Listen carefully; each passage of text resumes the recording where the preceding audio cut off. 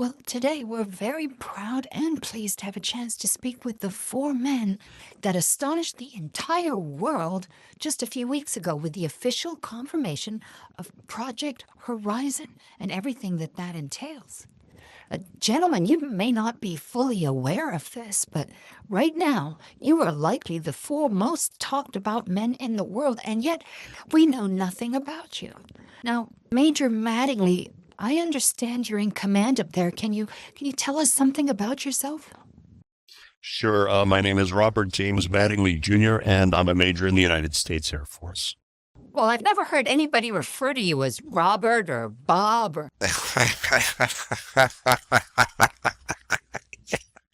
Yes, sir, Major Bob. everybody refers to you as Mace. Is that some kind of nickname? Actually, it's my tactical call sign. Would you mind telling us how you got it? While I was doing a routine RCS test in a rocket zipper that'd be the NF-104 Starfighter, I was leveled about 35,000 feet, just under Mach 2. I lit the AR-2, and just as I was about to start the pitch-up maneuver, it exploded. Your airplane exploded? No, just the rocket engine. Took the entire vertical stabilizer with it, though, and since the 104 is a T-tail, the elevators departed as well, so I had to punch out just a tick over Mach 2. Anyway, when I got back to Edwards, the first thing the flight surgeon says to me is, "So what's it like to eject at Mach 2?" And I said, it was like getting hit in the face with a big frickin' mace. You're sitting there in air-conditioned comfort, and the next instant, you're looking at 1,500 miles an hour of airspeed, so yeah, it hurt. Anyway, the name stuck, so, that's me. Wow. Well, that's quite a story. Now, Grim, is it? Yes, ma'am. Unofficially, obviously. Can you tell us about yourself? Well, ma'am, yes, I can. My name is Stephen Christopher Sinclair, and I'm a Command Sergeant Major in the United States Army Corps of Engineers. And how did you get the name Grim? Ma'am, Command Sergeant Major is not a commonly seen rank, and we have a significant amount of authority for enlisted personnel anyway. So the ranks sometimes say that running into an actual CSM is like bumping into the Grim Reaper. Okay, is there anything you'd like to add to that? No. All right. And next we have... Yes, hello. My name is Jeffrey T. Gordon, and the T is for Thomas. And I'm on extended assignment from Naval Reactors, or to be more precise, I'm a graduate of the United States Navy's Naval Nuclear Propulsion Program, which of course lies under the regulatory umbrella of the National Nuclear Security Administration. I hold the rank of Commander in the United States Navy, and my military occupational specialty is nuclear engineering. Wow, that sounds very impressive.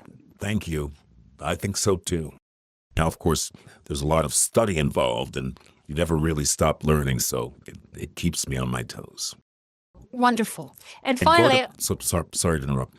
Gordo is not a call sign or anything. It's just kind of a nickname the guys gave me. It, doesn't really mean anything. Well, thank you, Gordo.